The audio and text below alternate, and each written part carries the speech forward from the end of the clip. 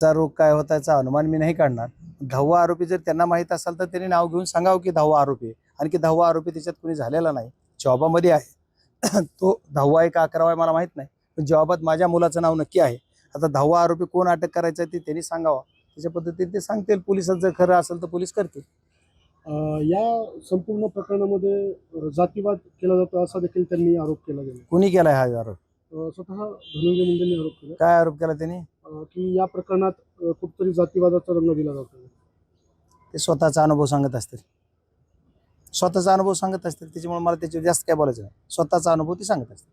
ती जसं वागते तसं दुसरे वागतात असं त्यांना वाटत असतं. त्यांनी पोलीस प्रशासनावर देखील दबाव असल्याचा आरोप केला.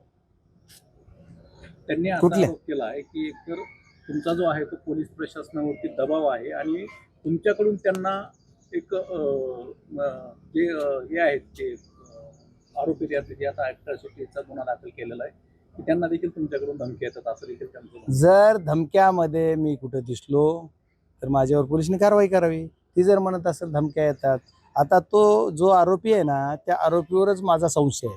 तो काय लपवतोय? जो कोणचा आरोपी म्हणून नाही, तो जो आता फिरायतदार, आरोपी म्हणजे नाहीये, फिरायतदार जो आहे ना, त्या फिरायतदारवर मला आज तरी वाटतंय, आज माझ्याजवळ एव्हिडन्स नाही किंवा आणखी आत्ता बोलायला काही नाही, पण आणखी मला वाटतं की त्याचे बरेच कारनामे पुढे येतील हळूहळू. ते माने या व्यक्तीमुळं घुलेचा मृत्यू झाला असं घुले कुटुंब म्हणतंय, किंवा त्याला सोडवायला गेला म्हणजे त्याच्यामुळेच झाला ना. पण हे मानेला मारण्यासाठी का गेलते त्याचा खुलासा कोणी करणार आहे का? की मानेला मारायला ही का गेले? गुल्याला नाही मारायला आले म्हणतात, नाही मानेलाच मारायला आले. मग मानेलाच मारायला का आले? कुटुंब किंवा त्याची काय जी मारेकरी जी आरोपी आहेत ती त्यालाच मारायला का गेले ह्याचा पण खोला तपास झाला पाहिजे ना. आणि राहिला विषय की आता जी काही कुठला ह्यानी असं केलं त्यांनी तसं केलं ते म्हणणं राजकीय मंडळीचं, त्याच्यावर मला जास्त भाष्य करायचं नाहीये. पण माझा मुलगा जर आरोपी असेल तर त्यांनी तपास चालू आहे त्यांचा. तपासात आरोपी असेल तर त्याला करतील आरोपी, काय करायचं ते ठरवतील. ही स्टोरी फक्त कुठंतरी रिपीट करायची आणि अशीच घटना घडली मग अशीच घटना घडवायची, ही मिरर कॉपी करायचा प्रयत्न आहे. कॉपी टू मिरर असं नाही होणार. कारण तुमची घटना तुमचे संतोष देशमुख मध्ये कमीत कमी 100 कॉल असतील, कमीत कमी ऑन द रेकॉर्ड. माझा हा सिंगल बी कॉल दाखवा. SP सोडून मी कोणाला काही बोललो. आणि SP सुद्धा मी पहिला फोन याच्यासाठीच केला की बाबा बीड जिल्ह्याची अशी बातमी, ती नेमकं काय ते मला प्रेझेंट करा.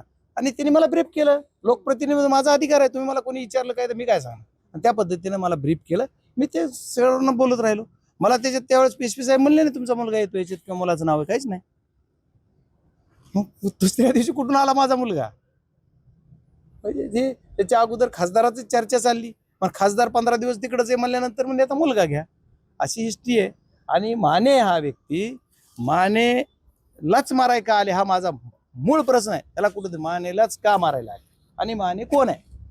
मानेला मारायला माने गुंड नाही म्हणतात, दादा नाही म्हणतात, पैशावाला नाही म्हणतात, कुणीच नाही. मग माने सारखा एक कुठंतरी हॉटेलवर काम करणारा एक कर्मचारी बिचारा, तो उपजीविका त्याच्या एवढ्या हलाखीची परिस्थिती असल्यावर न भागवते असं म्हणतात. तर मग ह्याला मारायला कशामुळे मारायला आले ह्याला? मग सुनी जवळ येऊन काही लोक आले म्हणले, त्या काही बाईट बघितले मी एक जणांची, तिकडूनच कट रचून आले. कुठून? मानेलाच मारायला कट रचून आले. कट रचला कुठं तर आता कुठं रचला त्याच्यात त्या फिर्यादीच्या अगोदर बाईट मध्ये म्हणलेत खासदारांनी रचला, पण फिर्यादीत नाही तसा कट रचला असं वाक्य. फिर्यादीत वेगळंच आहे. की फिर्यादी जो जॉब ॲडिशनल घेतलाय पुरवणी जॉबात म्हणलं की काहीतरी मला अँब्युलन्स मध्ये, बहुतेक असंच आहे ना, बघितलं FIR तुम्ही कोणी तर मी काय बघितलं नाही, पण मला जेवढी माहिती कळाली त्याची की अँब्युलन्स मध्ये कुठंतरी माझ्या ह्याने सांगितलं, मयतानी सांगितलं असं त्यांनी म्हणलेलं आहे. मग त्याच्या अगोदर तर तुम्ही हे असं कुठं म्हणलंच नाही. मग हे नेमकं काय प्रकार घडतात? मग ही माने कोण? आणि मानेला एवढा काय मोठा माणूस होता का छोटा होता का? काय गुन्हा केला मानेनं? एक जीव घ्यायला कुणी येईल का? आता समजा माझ्याकडे आले लोक, मला लगेच जीव घ्यायला, मी काहीतरी गुन्हा केला असेल ना, डायरेक्ट जीवे मारायला येते. समजा मग कट रचून आले मारायला, तर त्याने गुन्हा काय केला आणि त्या गुन्ह्यावर काय शिक्षा करणार? आणि त्या गुन्ह्यात कोण कोण आहेत? तो मानेच आहे कारण की त्याच्या मागून कुणी आहे का? ती काही एखादा गुन्हा केला म्हणून ती गुन्हाला पिण्यासाठी ही स्टोरी रचली जाते. त्याचा तपास व्हायला पाहिजे आणि तपास मी करायला होणार ना. म्हणजे हे मी तुम्हाला ओपनली सांगतो, ह्याचा तपास मी करायला होणार. लोकप्रतिनिधी माझी जबाबदारी त्याचा तपास करायलाच लावणार. आणखी एव्हिडन्स माझ्या हातात उद्याच्याला येतील, सगळे आलेत आता बरेच. कोणाचे मोबाईल जप्त झालेत, काही पोलिसने बरं काही केलंय. पोलीसचं काम आहे ते, मला पोलीसच्या तपासावर बोलायचं नाही. नाहीतर कसं असतं शक्यतो आरोपीचा, पण एखाद्याला वाटतं की आता आरोपी नाही मी, तरी माझा फोन जप्त केला. आता माझं सुद्धा करू शकतं, माझं MP म्हणून नाही करू शकणार, माझ्या मुलाचा फोन जप्त करू शकतात, तपासून नेऊ शकतात, पोलिसांचा अधिकार आहे, माझा करायला परमिशन घ्यावं लागेल, ते बी करू शकतात. आता हे बघा, मी जेवढं ऐकलंय ते काय म्हणते, प्रत्येकाच्या प्रश्नाला उत्तर नाही. तुम्ही ज्या माणसाचे एका नेते कुणी बोललाय, आमदार, त्या आमदाराचं म्हणतात त्याच्यावर मी बोलत, मी इतक्या खाल्ल्या माणसाच्या उत्तर द्यावं असं मला नाही वाटत. प्रत्येक जण खूप आरोप आहेत, 100 गोष्टी बोलतात, प्रत्येकाला मी कशाला बोलू.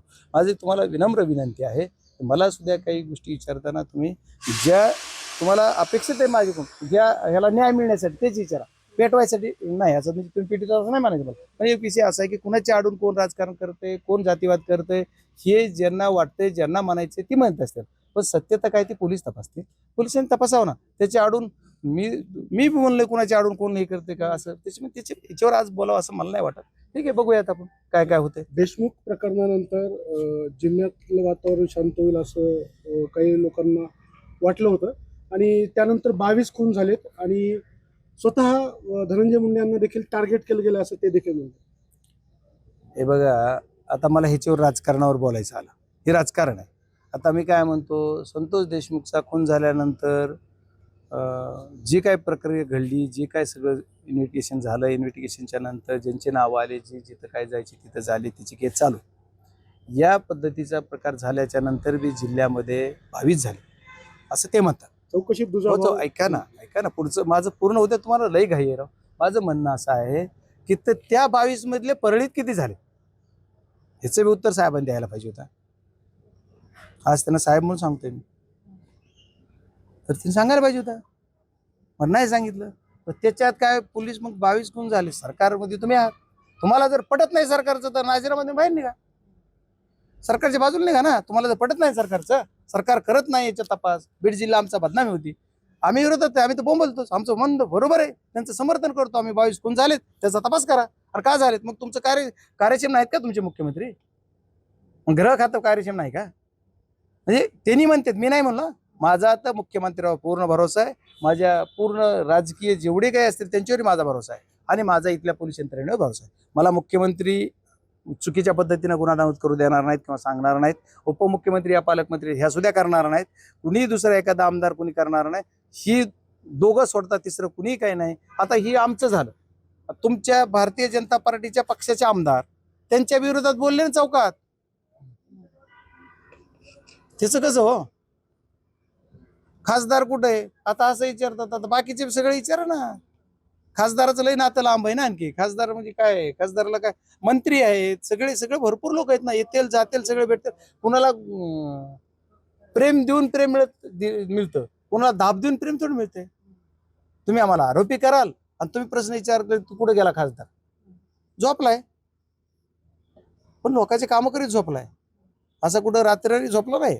बीड जिल्ह्यातच आहे ओपन, त्याचं काय, खासदार कुठं जाणार नाही. मला ह्या गोष्टीला, या प्रकरणाला राजकारण होऊ द्यायचं नाही. हात जोडून विनंती, विनम्र विनंती, याच्यात राजकीय कुणी नाही, राजकीय बोललंही नाही पाहिजे, राजकीय पण आता राजकारणाशी चलच ना पुढे.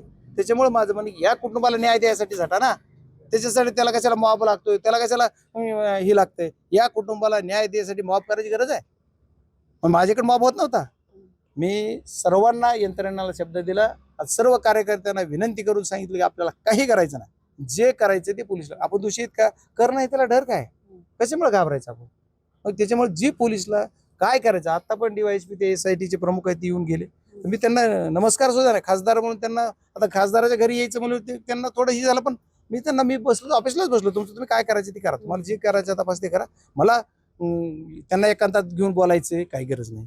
माझा त्यांचा कॉल डिटेल बघा, आज इथं जवळजवळ 1000 माणसं होते, माझे CCTV आज बी चालू आहे, इथं ती मला एकांतात भेटलेत का बघा, माझ्या घरात बी CCTV आहेत, सॉरी घरात सुद्धा CCTV आहेत, तिथं तरी भेटले का बघा. मी एकांतात नाही, त्यांच्या सगळ्यासमोर त्यांना ओपनली 2 शब्द फक्त जी बोलायची ती बोलून तुम्ही प्रॉपर करा. ज्याला जी दोषी आहेत त्यांना हुडका. मी म्हणतो या मानेलाच ती मारायला का आलते, या मारे करायचा काय उद्देश होता, घ्यायलाच मारायला आले, हे तुम्ही तपासा. आणि आज मी तुमच्या माध्यमातून महाराष्ट्राला सांगतोय, गृहमंत्र्यांना विनंती करतो की याच्या मुळात जा, हे कशामुळे भांडणं करायला आले, हे का मारायला, हे तुम्हाला मला ऑफ द रेकॉर्ड माहिती असून रेकॉर्डवर काय ते आलं पाहिजे आणि सत्य जनतेसमोर यावं. बाप्पा, या प्रकरणामध्ये जे आहे ते मुख्यमंत्र्यांचा SP कॉल आला, त्यानंतर पूर्ण जेव्हामध्ये सौरभ सोनवणेचं नाव घेण्यात आलं. त्यानंतर आपण मुख्यमंत्र्यांची भेट घेतली. बाप्पा काय चर्चा झाली नक्की? मी तुम्हाला जिम्मेदारीने आणि विश्वासार्थाने सांगतो की मुख्यमंत्र्यांना मी या विषयामध्ये एक चकार शब्द बोललो नाही. एक शब्द सुद्धा नाही. ठीक आहे, त्यांच्याकडून मी तिथं भेटल्यानंतर एखादा शब्द बोलले असले तर मी एक चकार शब्द सुद्धा बोललो नाही माझ्या मुलाचा. असं त्याच्या अगोदर मी 2 दिवसापूर्वी मी त्यांना भेटलो. मी मंडेला त्यांना भेटलो आणि मंडेच्या नंतर मला वाटतं परत मी बुधवारी भेटलो. म्हणजे अगोदर सोमवार आणि त्याच्यानंतर मंगळवारी नाही काही का मंगळवारीच भेटलो परत दुसऱ्या. आज कोणता वार आहे? बुधवार. मंगळवारीच भेटलो. जी पूर्वांची जेव्हा शुक्रवार आहे, काल गुरुवार होता, बुधवार, तर मी बुधवारीच भेटलो मुख्यमंत्री. सोमवारी परत भेटलो. सोमवारी भेटलो होतो त्या दिवशी हा विषय काहीच नव्हता. ही रविवारी संध्याकाळी झालेली घटना आम्हाला काही माहित नव्हतं. मला जशी माहीत झाली सभागृहाच्या तिथं म्हणजे ते मी लगेच पोस्ट केली. म्हणजे मला अगोदर ती माहितीही नव्हती. मग ह्याच्यानंतर जे काही त्यांनी मुख्यमंत्र्यांनी एस पीला फोन केला का? एस पी साहेबाला विचारावं लागेल, मुख्यमंत्र्यांना तुम्हाला विचारावं लागेल. तुमचे सगळे पत्रकार बंधू तिथे जाता येता एखादा प्रश्न विचारा. बीडच्या प्रश्नात तुम्ही फोन केला का? मला मी कसं सांगू?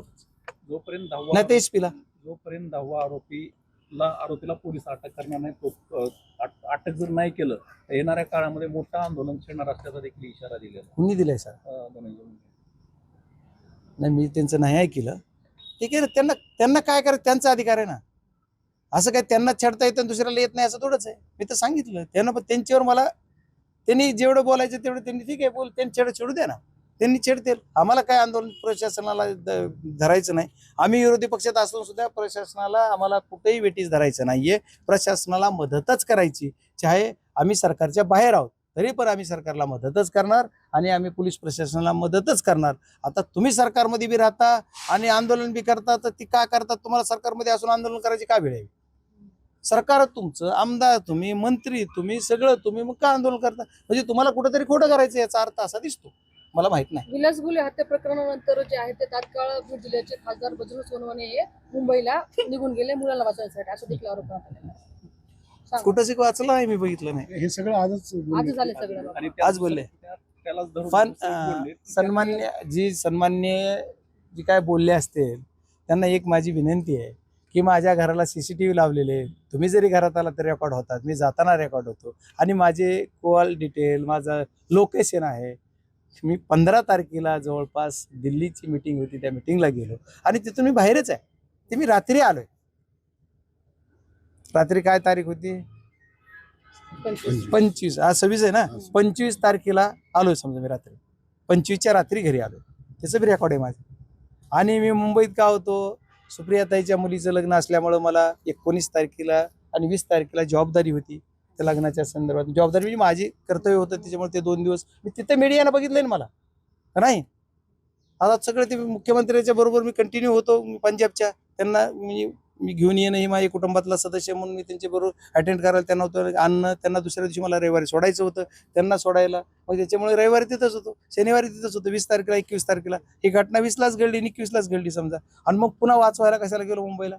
त्यांना ते कसं रात पळायची सवय ज्यांना येते तसं बोलतात. मला रातचं पळायची सवय नाहीये. मी दिवसात सगळं करतो आणि दिवसाच्या सवयी मला आहे.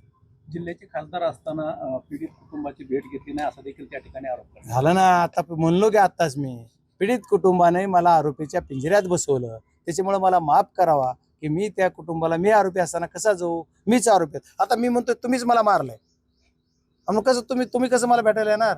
अपेक्षा तरी का करताय? मला भेटायला जाणार असं मी ऑलरेडी डिक्लेअर केलेलं होतं. तुम्ही बघा माझं सोशल मीडिया अकाउंट. मी येणार म्हणून की बीडला आलो की मी 2 दिवसात बीडला जाऊन कुटुंबाची भेट घेणार. पण मी आलोय, पण मी नाही गेलो. आता तुम्ही मला आरोपी केल्यावर आलोय मी. आता कसं करणार मी? आता आरोपीनच जायचं का? मग तुम्ही जाऊन काय करायचं? मग मला तुम्हाला असं काय, तुम्हाला मी गेल्याच्या नंतर मला कसं काय होतं हे बघायचंय का तुम्हाला? तशी इच्छा असली तुमची तर सांगा, आमचं काही म्हणणं नाही. पण आरोपी मला केलं नसतं तर मी 100% गेलो असतो. आणि माझा आरोप ज्यावेळेस कमी होईल माझ्या मुलावरला, त्यावेळेस आम्ही ते बी विचार करू ना. काय माझा दुश्मन आहे का? तो रमेश गुले सुद्धा माझ्याजवळ आलेला आहे, माझ्याबरोबर कधी कधी इकडे तिकडे मला भेटलेला आहे. त्याच्या भावाची एवढी जेवढी ओळख नसली रमेश गुले, ते आता जो फिर्यादी आहे त्याची माझी चांगली ओळख आहे. आता पण ती ही कशा ओळखी आहे? 5-10 वर्षापूर्वीच्या ओळखी वेगळ्या झाल्या तर आताच जिल्ह्याची ओळख थोडी वेगळी राहायला लागली. त्याच्यामुळे प्रॉब्लेम आहे.